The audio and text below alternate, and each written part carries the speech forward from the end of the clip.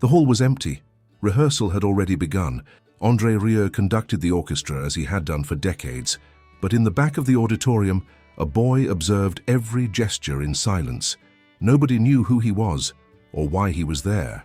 Autistic, 13 years old, he said no word. He only watched and imitated André with his arms in the air, as if he too were conducting. At first, they thought it was coincidence, a curious boy, but what he did was exact. Every pause, every beat, as if he read the score with his eyes. André saw it, stopped the rehearsal. The orchestra fell silent. Then he did the unthinkable. He called the boy to the stage, put the conductor's baton in his hand, and said just one thing: "Now it's your turn." Nobody expected what happened next.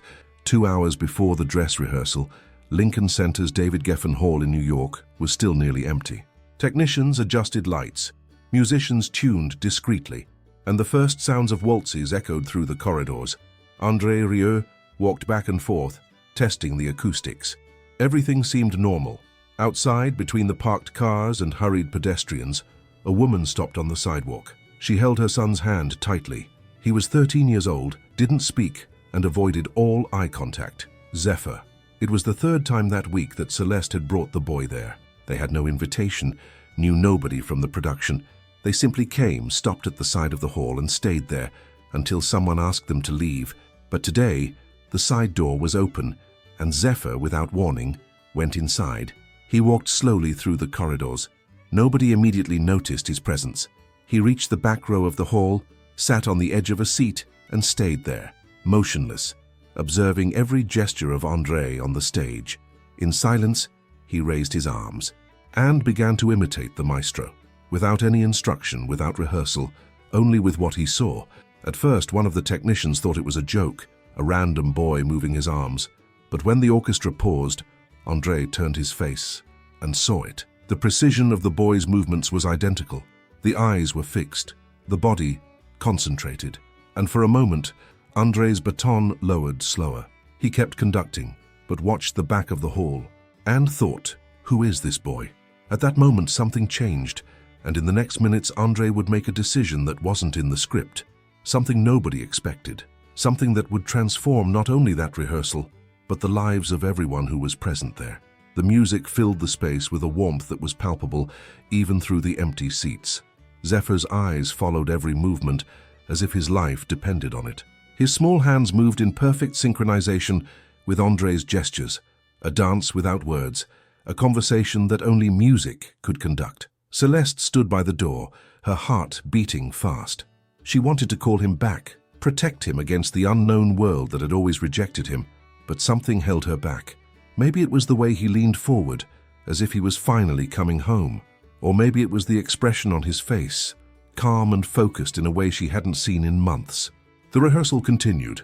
André corrected a violinist, gave a signal to the oboes, brought back the tempo, and in every movement there was Zephyr, like a shadow, imitating everything with a naturalness that was limitless. Phoenix, the American violist, was the first to notice it. He nudged his neighbor and pointed discreetly toward the back of the hall. Others followed his gaze. Gradually, the orchestra began to realize they were being observed, not by an ordinary spectator, but by someone who understood music on a level that went beyond words. The tension in the air changed subtly. There was curiosity, wonder, and something else, something deeper. It was as if the music itself gained new meaning through the presence of this boy who communicated through gestures nobody had taught him. André felt the shift. He had given thousands of concerts, had played for kings and presidents, but this moment, in a half-empty hall with a boy in the back row, felt like one of the most important of his career. He finished the piece, the last chord hung in the air. Then, instead of continuing to the next number, he put down his baton and turned to the orchestra. "Take 5 minutes break," he said quietly. The musicians looked at each other surprised, but followed his instruction. André stepped down from the podium and began walking toward the back of the hall. His footsteps echoed in the silence, each sound amplified by the perfect acoustics of the historic theater. Zephyr saw him approaching but didn't move. His arms dropped slowly, but his eyes remained fixed on the place where the baton had been, as if he tried to burn the image into his memory. Celeste took a step forward, ready to apologize, to explain, to defend her son as she always did, But André raised his hand in a friendly gesture that brought her to silence. He reached the row where Zephyr sat and crouched down so he was at eye level with the boy. For a long moment they said nothing. André studied the boy's face, saw the intelligence in his eyes, the way his fingers still made small movements as if they conducted an invisible orchestra. "What's your name?"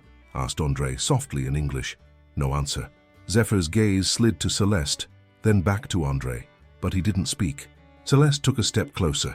"His name is Zephyr," she said, her voice trembling. "He has autism. He doesn't talk to strangers. Actually, he almost never talks. But when he hears music..." She didn't finish her sentence, didn't know how to explain what music meant to her son, how it was the only thing that could reach him in his world of silence. André nodded slowly, his eyes never turning away from Zephyr. Then he did something unexpected. He extended his hand, palm up, an invitation without words. Zephyr stared at the hand. Seconds ticked by.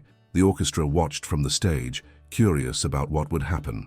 And then, very slowly, Zephyr placed his small hand in André Rieu'S. David Geffen Hall was almost empty. The musicians were already taking their places. Technicians tested the sound. Lights went on and off as the stage took shape. It was just another rehearsal for that evening's concert. Everything under control. André Rieu stood in the center of the stage. Baton in hand, he moved his hands through the air with fluid movements. He adjusted details with the orchestra. Every gesture was clean, firm. Synchronization was part of the routine. No surprises. At the side door, discreetly ajar, a woman stopped with her son, Celeste. She said nothing, only observed. Next to her, the boy, small, thin, shoulders raised. His eyes kept moving. They followed the maestro with absolute attention. His name was Zephyr. 13 years old, autistic, didn't speak with strangers, avoided touch, avoided loud sounds. But there, in that space full of instruments and sounds that would frighten any other child, he seemed calm. It was the third time Celeste had brought him there. The first time he stayed on the sidewalk. The second time he went to the lobby but withdrew when a security guard appeared. Now he had just gone further to the central corridor, as if he knew exactly where he wanted to go. Without anyone stopping him, he sat in the back row of the hall.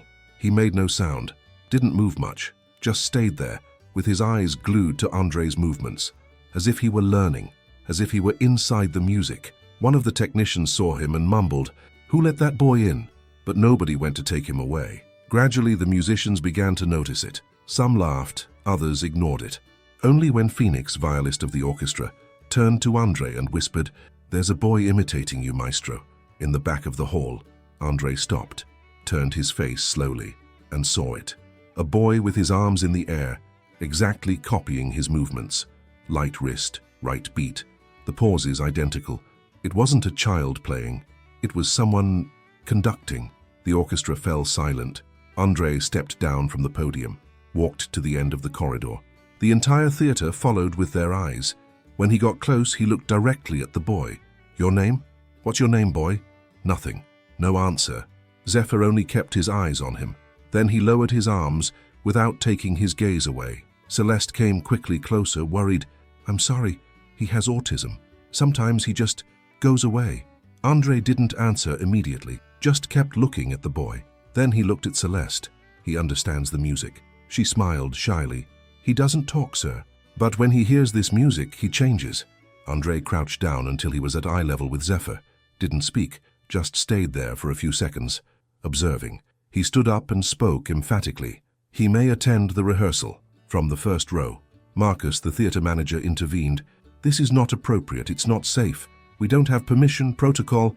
André only raised his hand. "Marcus, trust me." And so it happened. Zephyr went with Celeste's help to sit in the first row, with a view of the maestro, with a view of the orchestra, and he didn't take his eyes off the baton. During the next 45 minutes, he didn't move. He followed every movement, and occasionally he repeated the gestures with precision. Nobody understood what was happening, but André already knew. This was no coincidence, no accident. It was the beginning of something, and he had no idea how big it would become yet. The rehearsal continued, but the atmosphere had changed. The musicians were aware of the small presence in the first row. Some played with extra care, as if they wanted to prove that music knows no boundaries. Others were simply curious, stealing glances at the boy who sat so still, but seemed so intensely involved. Isabella, the production assistant, stood at the side of the stage making notes on her tablet, but her eyes kept returning to Zephyr. She had seen a lot in her career, but this was different. There was something in the way the boy looked at André, a kind of connection that went beyond admiration. Between two pieces, André leaned toward Phoenix. "Do you see what I see?" he asked softly. Phoenix nodded. "He's not just following the movements, he anticipates them. Look at his eyes, they move to the next section before you give the signal." It was true. Zephyr's gaze went from the strings to the brass exactly when a transition came. His small hands made subtle movements, as if conducting an invisible orchestra. Celeste sat 3 rows behind her son, her hands intertwined in her lap.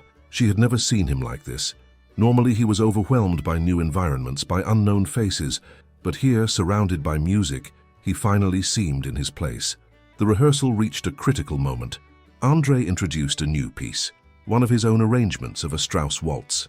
It was complex, with many tempo changes and dynamic shifts.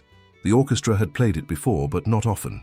He raised his baton and began. The first measures were hesitant. A few musicians were out of sync. André stopped, corrected, began again. Same problems. He frowned, clearly frustrated. And then something remarkable happened. Zephyr stood up, not abruptly, but slowly, as if drawn by an invisible force. He walked to the edge of the orchestra pit and stayed there, his eyes closed. And then he began to move. He raised his arms in exactly the same position as André, but his movements were different, more fluid perhaps, with a kind of natural grace that couldn't be taught. He conducted not the orchestra on the stage, but the orchestra in his head. The theater fell silent. André lowered his baton and looked at the boy. The orchestra stopped playing. All stared at Zephyr, who continued with his silent direction, lost in his own world of music. Celeste stood up, ready to bring him back, but André raised his hand to stop her. "Let him," he whispered. For a full minute, Zephyr conducted his invisible orchestra. His face was serene. The tension that normally marked his features was gone. He was completely present in the music, in a way that touched everyone who watched. Then, as suddenly as he had begun, he stopped. His arms dropped, his eyes opened, and he looked directly at André. In that look was a question that needed no words. "Do you understand me?" André walked to the edge of the podium. He nodded slowly. "Yes," he said softly. "I understand you." Marcus suddenly appeared behind Isabella. "This has to stop," he hissed. "We have protocols. We can't just let anyone—" "Marcus," André interrupted, without taking his gaze from Zephyr. "Sometimes music is more important than protocols. But the responsibility, the insurance. I take full responsibility." André's voice was calm but unwavering. Phoenix put down his violin and stood up. "Maestro, may I suggest something?" André looked at him. "Go ahead. Let him try a piece with us. Just one. If it doesn't work, we stop, but I think he can do it." Murmurs went through the orchestra. Some musicians nodded, others looked skeptical, but all were curious. André looked at Zephyr, then at Celeste. "With your permission." Celeste's eyes filled with tears. "I don't know, he has never— what if he gets upset? What if it's too much?" "Then we stop immediately," André assured her. "But I think your son has something to teach us, something important." Celeste looked at Zephyr. He looked back, and for the first time in months she saw something in his eyes that looked like hope. "Okay," she whispered. "Try it." André walked to Zephyr and crouched again. "Would you like to conduct with us?" he asked in simple English. Zephyr's answer wasn't a word. It was a gesture. He extended his hand, palm up, ready for the baton. The next morning, André Rieu arrived earlier than usual. The production was setting up the final details for that evening's benefit concert. Lights, projections, sound test. The bustle was intense, but André wasn't looking at the stage. His eyes were directed at the hall, and there he was. Same position, first row. Hands on his knees, eyes fixed. Zephyr. Celeste apologized again. She said she had only come so he could watch. She said if it was a problem, they would leave. André answered only, "He's welcome here, always." The rehearsal began. Strings, brass, percussion, everything in place. André conducted normally, but he knew he was being observed. Again the boy raised his arms, and every movement of his followed the orchestra's tempo. It was impossible to ignore. During the break, Phoenix approached the maestro. "He gets everything right, André. I've been watching. The tempo, the pause, even the accents. The boy knows what he's doing." André remained silent for several seconds. Then he said, as if he had already made a decision. "We're going to give him the baton just for 1 minute." Phoenix frowned. "Are you serious?" "I'm serious." Isabella heard it and reacted immediately. "André, you know we can't do this. Not with the whole team watching. This could cause problems." "Let them cause problems then. He's going to conduct today." Marcus, the theater manager, appeared shortly after. "Maestro, I heard this absurdity. You're going to put a child in the most sensitive place of the orchestra during a dress rehearsal?" André looked at him sternly. "Have you ever heard music in his eyes?" Marcus hesitated. Then he lowered his head and left. The rehearsal was resumed. André went on stage and announced, "Before we finish, I want to invite someone to conduct with us, someone who has music in his body and silence in his voice." The theater fell silent. André descended again and extended his hand to Zephyr. The boy hesitated, looked at his mother. Celeste was in shock. He won't go on stage. He's scared of lights, of sound, of people watching." But André didn't insist. He only extended the baton and smiled. Zephyr stood up, went slowly, every step with calm, climbed the stage steps, one by one, came to the center.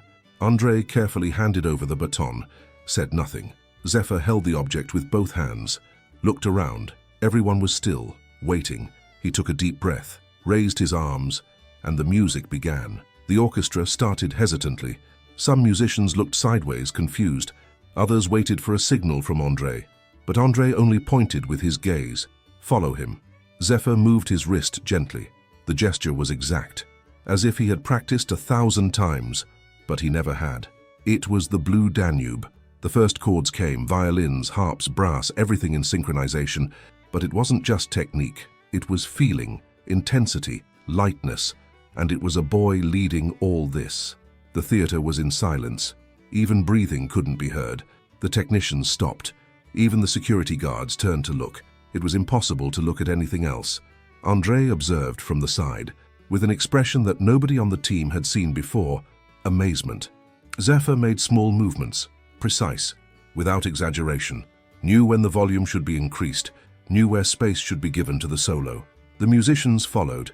Some even smiled discreetly. Phoenix mumbled, "He's really conducting. This isn't theater." 2 minutes passed, then another, and André placed his hand on the boy's shoulder. Zephyr lowered his arms, slowly, as if he were finishing a piece. There were no smiles, no applause, only silence. André carefully took back the baton, said nothing, only made a light gesture with his head. Zephyr descended from the stage. Celeste hugged him tightly. He didn't react, only looked at his hands, as if he still held the baton. That day, nobody commented much. It was as if everyone had experienced something they couldn't explain. "What was that?" asked a technician. "Music," said Phoenix. But the story hadn't really begun yet. In the corner of the hall, an assistant had filmed everything with her phone. She didn't know it, but that recording would change the course of everything. The rest of the day passed in a strange silence. The orchestra continued the rehearsal, but there was new energy in the air. The musicians played with more attention, more care, as if they had suddenly been reminded of why they had started making music. Isabella sat in her office behind the stage, her laptop open but unused. She kept thinking back to what she had seen. A boy, a child who couldn't speak, had just conducted an adult orchestra with a naturalness that would require years of training. She picked up her phone and looked at the short video she had made. It wasn't professional, a bit shaky, but the feeling was there. You could see how the orchestra reacted to Zephyr, how their faces changed from skepticism to amazement to something that looked like reverence. Her finger hovered over the share button. Should she? It wasn't official, not approved, but it was also too beautiful to hide. She hesitated for another moment, then pressed the button. The post was simple. "Today something happened at David Geffen Hall that I can't describe in words. A boy with autism conducted André Rieu'S Orchestra, and it was perfect." She put away her phone and went back to her work, thinking maybe a few friends would see it.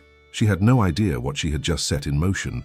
Meanwhile, in a cafe across from the theater, Celeste and Zephyr sat at a table by the window. Celeste had ordered a cup of tea that had gone cold while she observed her son.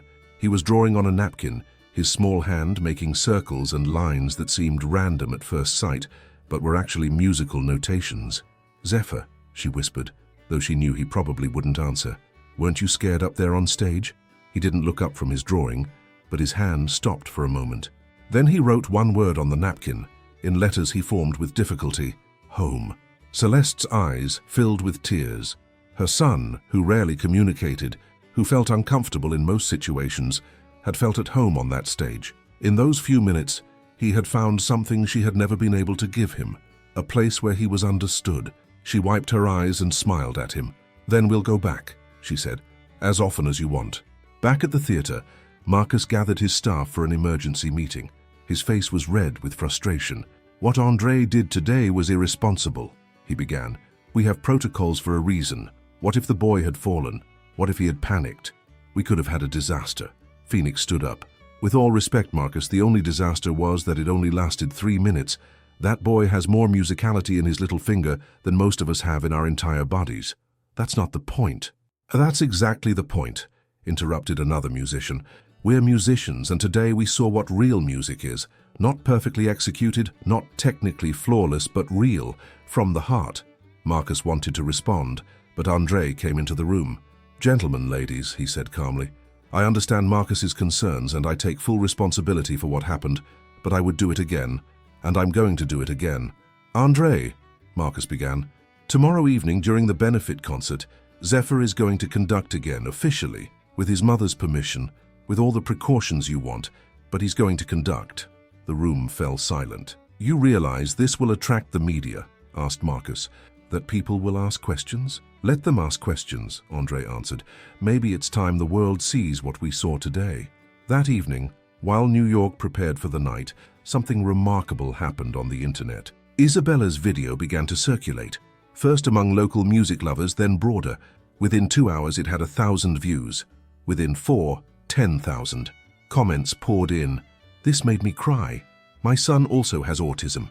He doesn't speak, but he sings. Music has no boundaries. This is what art should do, reach everyone." By midnight, the video was viral in America. News sites began reporting about it. People shared it with emotional messages about their own experiences with autism, with music, with finding connection in unexpected places. And in a small apartment above a tailor shop in Brooklyn, Zephyr slept peacefully, not knowing he had become a phenomenon. His hand rested on his chest, his fingers still making subtle movements, conducting even in his dreams. Celeste looked at him from the doorway and said a silent prayer of gratitude. Whatever would happen tomorrow, she knew that today her son had found something that had changed him, and maybe, she thought, he had changed the world a little too. The orchestra began hesitantly. Some musicians looked sideways, confused. Others waited for a signal from André, but André only pointed with his gaze, "Follow him." Zephyr moved his wrist gently. The gesture was exact, as if he had practiced 1,000 times, but he never had. It was the Blue Danube. The first chords came, violins, harps, brass, everything in synchronization, but it wasn't just technique, it was feeling, intensity, lightness, and it was a boy leading all this. The theater was in silence. Even breathing couldn't be heard. The technicians stopped. Even the security guards turned to look. It was impossible to look at anything else. André observed from the side, with an expression that nobody on the team had seen before: amazement. Zephyr made small movements, precise, without exaggeration, knew when the volume should be increased, knew where space should be given to the solo. The musicians followed. Some even smiled discreetly. Phoenix mumbled, "He's really conducting. This isn't theater." 2 minutes passed, then another, and André placed his hand on the boy's shoulder. Zephyr lowered his arms slowly, as if he were finishing a piece. There were no smiles, no applause, only silence. André carefully took back the baton, said nothing, only made a light gesture with his head. Zephyr descended from the stage. Celeste hugged him tightly. He didn't react, only looked at his hands as if he still held the baton. That day, nobody commented much. It was as if everyone had experienced something they couldn't explain. "What was that?" asked a technician. "Music," said Phoenix, but the story hadn't really begun yet. In the corner of the hall, an assistant had filmed everything with her phone. She didn't know it, but that recording would change the course of everything. The morning broke with an unexpected storm, not of rain, but of attention. Isabella woke up with 247 missed calls and an inbox full of requests from journalists. The video hadn't survived the night in obscurity. It had reached the world. She sat on her bed, her phone in her trembling hands, scrolling through the messages. BBC wanted an interview. CNN had called. Local newspapers, international magazines, bloggers, influencers, all wanted the story. "Oh, God," she whispered. "What have I done?" She called André immediately. He answered after one ring. "I assume you've seen it," he said calmly. "André, I'm so sorry. I shouldn't have posted without—" "Isabella," he interrupted, his voice warm. "You did nothing wrong. You shared something beautiful, that's all. But the press, the attention, Zephyr's privacy, let me worry about that. Come to the theatre. We have a lot to discuss." An hour later, the entire crew sat in the large rehearsal room. André stood before them, his baton resting on a music stand. "Friends," he began, "what happened yesterday was extraordinary, and now the world knows about it. We have two choices. We can retreat, protect Zephyr by keeping him hidden, or we can go forward and show that music truly has no boundaries." "And if he gets overwhelmed?" asked a violinist.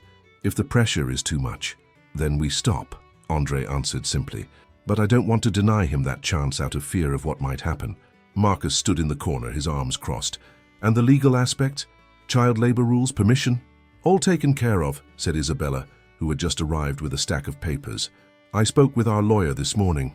As long as it's classified as educational and voluntary, and we have Celeste's signed permission, we're safe." "And has she given that permission?" asked Marcus. Isabella smiled. "I spoke with her an hour ago. She cried. She said she never thought her son would ever have something that made him so happy. Of course she agreed." The tension in the room dissolved. There were still questions, concerns, but there was also something else, a collective sense of purpose. "Then it's decided," said André. "Tonight, during the benefit concert, Zephyr will conduct one number, the Blue Danube, and will show the world what he taught us." The day flew by in a whirlwind of activity. Journalists gathered outside the theatre. Security was doubled. The concert had already been sold out, but now people stood ready to pay ridiculous amounts for return tickets. Inside, Celeste prepared Zephyr.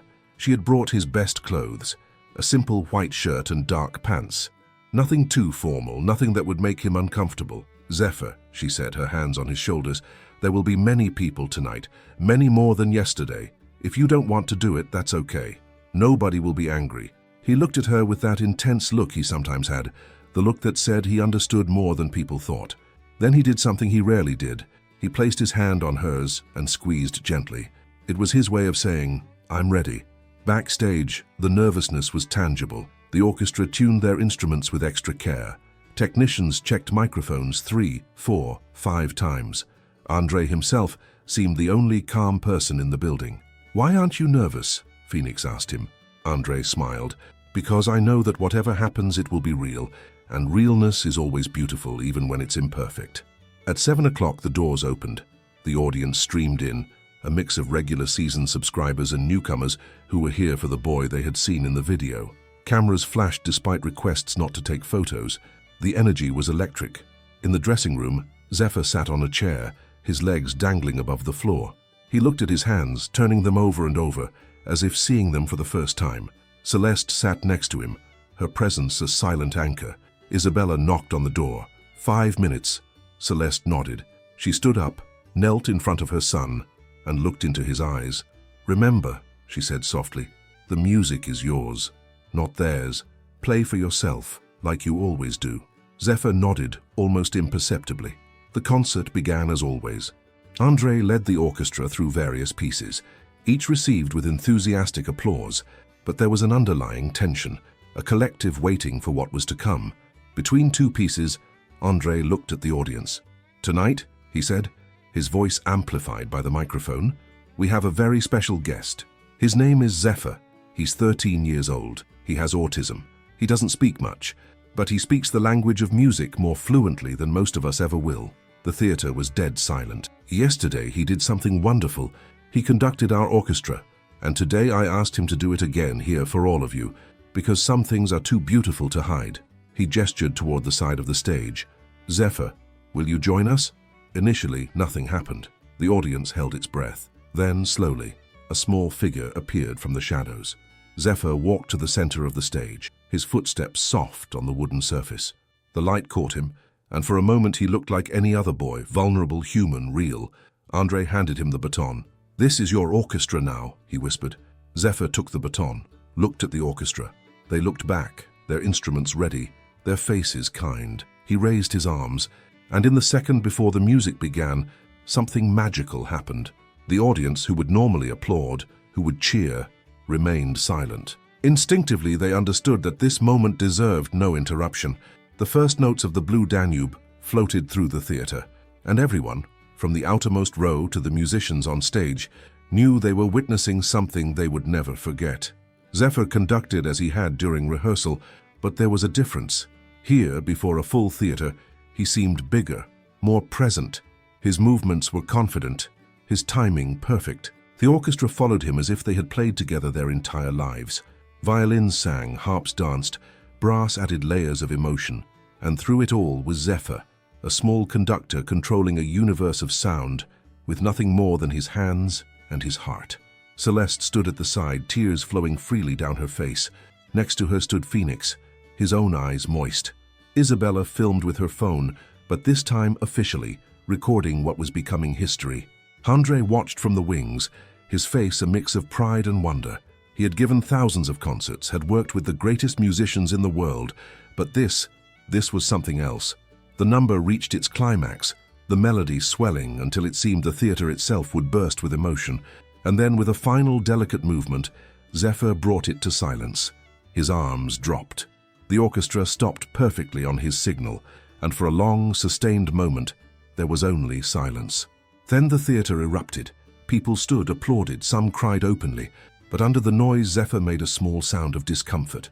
The loudness was too much. André reacted immediately. He stepped forward and raised his hands, signaling the audience to stop. And remarkably, they did. The applause died away, replaced by something even more powerful: silence, silent acknowledgement, respect. Zephyr lowered his hands from his ears, looked out over the theater, and for the first time in his life, in the middle of a crowd of strangers, he smiled. It was a small smile, barely visible, but it was there, and it meant everything. André placed his hand on Zephyr's shoulder. "Thank you," he whispered. Zephyr looked up at him and handed back the baton. Then he walked calmly from the stage back to his mother, back to his safe place. But he had left something on that stage, a message that art knows no boundaries, that communication has many forms, that sometimes the most powerful voice is the one that speaks without words. And as the concert continued, as André led the orchestra through the final pieces, everyone in David Geffen Hall felt they had been part of something bigger than music. They had been part of a moment of pure humanity. That night, while the crew dined at the hotel, Isabella received a message. It was a link to a video. She clicked on it. It was Zephyr, on stage, conducting. 2 minutes and 47 seconds. Silence at the beginning. Perfect music in the middle. And at the end, André's look, standing still, in respect. The video was posted by a lighting assistant, without pretense. The caption was simple: "Today I saw something indescribable." By 10 p.m. the video had 800 likes. By midnight, over 20,000. By morning, 200,000. In America, in Canada, in Brazil, in Japan. Everyone wanted to know, who is the boy? Is it real? Does he really have autism? In the comments, mothers of autistic children said, "I cried. For the first time my son watched something completely. They feel music in a way we don't understand." The name André Rieu began appearing in trending topics, but he had posted nothing, had given no interviews, remained silent. At breakfast, Celeste was called to the hotel. "Mrs. Celeste, the world is talking about your son." She didn't know what to do. "We don't want fame, we just wanted to see the music up close." André appeared minutes later. "Don't worry, nothing will be done without your permission." Celeste asked, "And tonight's concert, is it still happening?" André answered emphatically, "It's happening, but this time I'm with a guest conductor." Celeste was in shock. "André, he can't handle an audience, he can't stand noise. This might be too much. He's going to conduct, just one number, if he wants to. If he accepts." André went to Zephyr, who sat at the piano, extended the baton like before. "Do you want to try one more time?" Zephyr took the baton, said nothing, but nodded affirmatively. It was decided. The rest of the morning was a storm of activity. Phones rang constantly. Isabella's office had turned into an improvised media center. She tried to sort requests, set priorities, but it was overwhelming. "We have a request from Good Morning America," she told André during a quick meeting. "And Ellen wants you next week. The Washington Post, USA Today, even the New York Times have called." André shook his head. No interviews. Not yet. This isn't about me. It's about Zephyr and about what music can do. But André, Marcus insisted, who had now completely turned around in his attitude, this is enormous publicity. We could lose the essence of what happened. André interrupted. The moment it becomes about marketing instead of music, we lose something precious. He stood up, ready to leave the room. One press conference tomorrow, Celeste, Zephyr if he wants, and me. We tell the story as it is. After that, we go back to the music. In a small cafe on the edge of the theater district, Celeste sat with Zephyr, trying to protect him from the whirlwind their lives had become. She had ordered his favorite breakfast, pancakes with syrup, and watched as he ate, his attention focused on the pattern the syrup made. An older woman at the table next to them leaned forward. "Excuse me," she said softly, "but is your son the boy from the video?" Celeste stiffened, protective. The woman smiled, tears in her eyes. "My grandson also has autism. He's 8. He doesn't talk. But last night after seeing the video, he picked up his toy guitar and played for an hour. I had never seen him so happy." She reached over and gently touched Celeste's hand. "Thank you. Thank your son. He gave us hope." Celeste felt tears welling up. "He's just himself." And that, said the woman, is exactly why it's so powerful. Back at the theater, the orchestra met. There was a visible change in their dynamics. Where there had been skepticism before, now there was reverence. They had played with Zephyr, had felt how he understood music on an intuitive level. Phoenix stood up to speak. "Friends," he said, "what we did yesterday was more than a performance. It was a statement. It said that music is truly universal, that it crosses boundaries we don't even know we've created." A cellist added, "My daughter asked me last night why the boy didn't speak. I told her he speaks in a different way. She understood it immediately, in a way that's hard for me to explain to adults." The rehearsal that day was different. They played with new purpose, each number a prayer, each note a bridge to understanding. Outside, people gathered, some hoping to catch a glimpse of Zephyr, others just wanting to be near where the magical moment had happened. Security did their best to maintain order, but the energy was overwhelmingly positive, curiosity mixed with hope. A local news crew interviewed people in line. "Why are you here?" the reporter asked a young woman. "Because I believe people like my brother would never be seen," she answered. "And then this happens.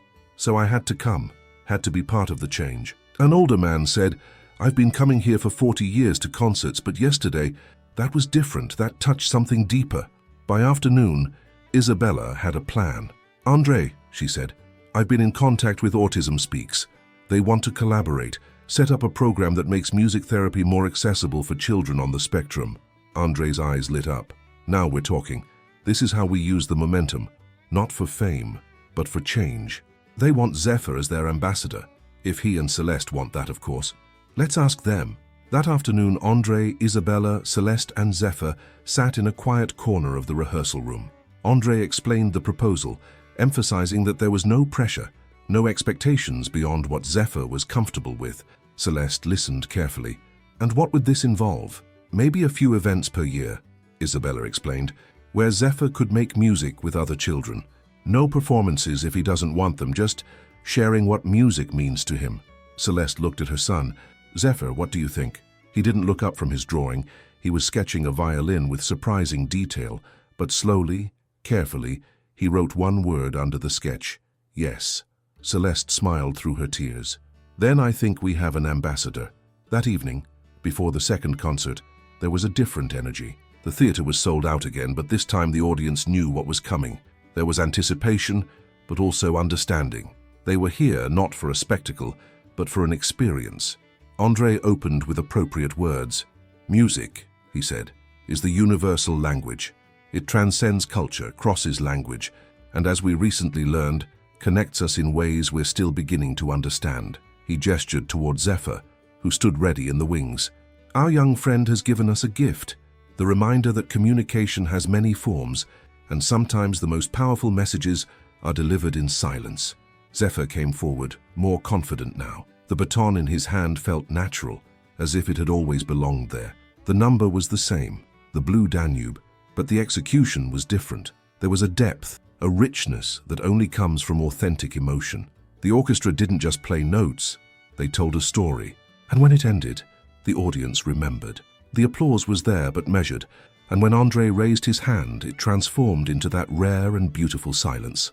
Zephyr smiled again, bigger this time, and in that smile was the promise that this was just the beginning.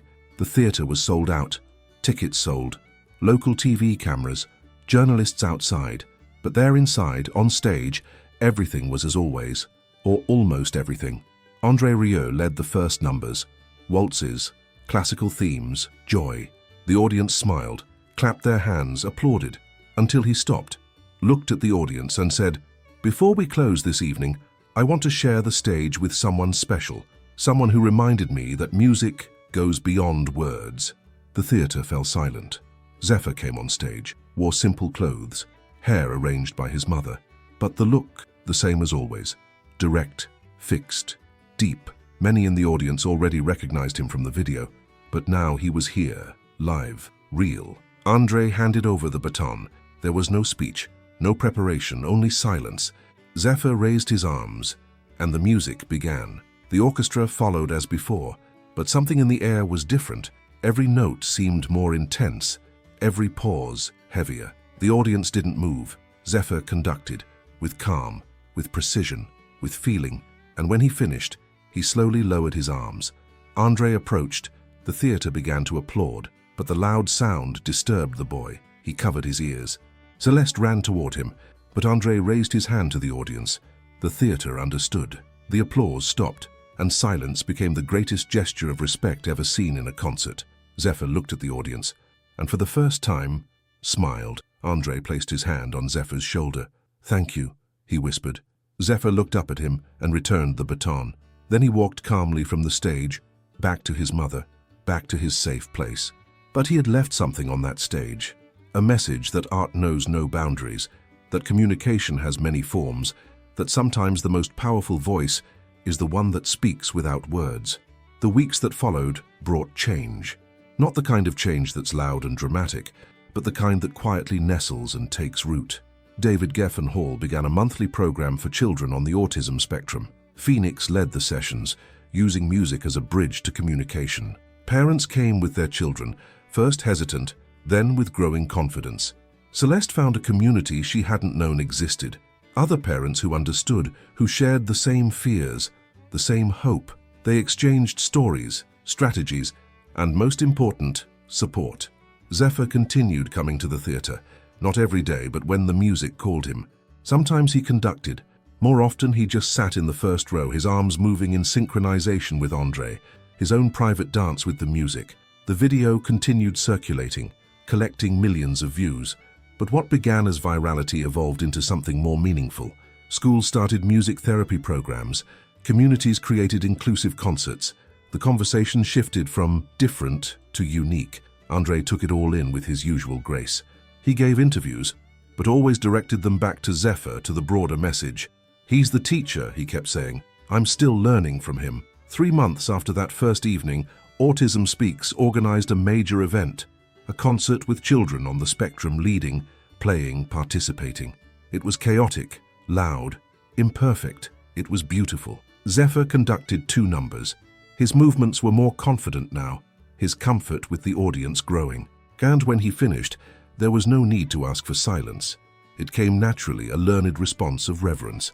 Backstage, as the chaos of a successful event unfolded, Celeste found a quiet moment with André. "I don't know how to thank you," she said. André shook his head. "It's the other way around. Zephyr taught me something I had forgotten. That music isn't about perfection, it's about connection. He's still the same boy," Celeste said. "He still doesn't talk much, still has his difficult days." "Of course," André replied, "but now he also has this, a place where he's understood. And isn't that what we all want?" The evening ended with a finale piece. All the children on stage, instruments and voices mixing in a glorious cacophony that somehow was perfect. Parents cried, teachers cheered, and somewhere in the mix was Zephyr, his baton raised, his smile wide and real. Later, in the silence of their apartment, Celeste helped Zephyr get ready for bed. He had taken the baton home, a gift from André, and had insisted on placing it on his nightstand where he could see it. "Zephyr," she said softly, "I'm so proud of you. You know that, right?" He looked at her with that deep, understanding look. Then he took her hand and wrote with his finger on her palm, "Me too." Two words that said everything. As she turned off the light, Celeste thought back to that first day at the theater. How she had stood with her son, hoping for just a glimpse of music. How could she have known it would lead to this? Not just a change for Zephyr, but a ripple effect that reached further than she could ever have imagined. In his bed, Zephyr lay awake, his eyes fixed on the baton. In his head, music played, always playing. But now it was different. Now he had a way to share it, to show others what he had always seen inside. And tomorrow there would be more music. There would always be more music. Years later, when stories were told about André Rieu'S greatest moments, this one always came up. Not the concert for royalty, not the sold-out stadiums, but the evening when a boy who couldn't speak led an orchestra and taught a theater full of strangers about the real language of the heart. And maybe that had always been the lesson, that we're all looking for ways to connect, to be understood. Some use words, others use gestures, and some, like Zephyr, use music. David Geffen Hall would never forget it. The city would never forget it. And most importantly, Zephyr would never forget it, that he had found a place where he belonged, where his different way of being wasn't less, but just different. And in that difference lay beauty. The baton remained on his nightstand, a silent reminder of the night when a boy taught the world that communication has many forms. And sometimes, Celeste thought as she softly closed his door, the most powerful words aren't words at all. They are notes. They are movements. They are the universal language that connects us all. Music. But the real magic happened 5 years later. Zephyr, now 18, stood before the New York Philharmonic at Lincoln Center, not as a curiosity, not as inspiration porn, but as their guest conductor for a special gala celebrating neurodiversity in the arts. His autism hadn't disappeared. He still struggled with eye contact, still found crowds overwhelming, still preferred his own company to social gatherings, but music had become his voice, and the world had learned to listen. "Ladies and gentlemen," he said into the microphone, his voice clear but soft, "tonight we don't just play music. Tonight we speak a language that has no barriers, no disabilities, no limitations. Tonight we simply understand." As he raised his baton for the final time that evening, Celeste watched from the wings, remembering that 13-year-old boy who couldn't speak. Now he conducted some of the world's finest musicians, had inspired countless families, and had proven that genius comes in many forms. The last note of Beethoven's Ninth Symphony faded into silence. The audience rose as one. But this time, Zephyr didn't cover his ears. He had learned to hear applause as another form of music, the sound of hearts connecting across difference. André Rieu, now in his 70s, stood in the front row, tears in his eyes. He had discovered many talents in his career, but none had taught him more about the true power of music than a silent boy who found his voice through a baton. And as Zephyr took his bow, the conductor's baton still in his hand, he knew that this was just another beginning. Tomorrow there would be new students, new children who felt different, new voices waiting to be heard through the universal language of music. The boy who couldn't speak had not only found his voice, he had taught the world how to listen.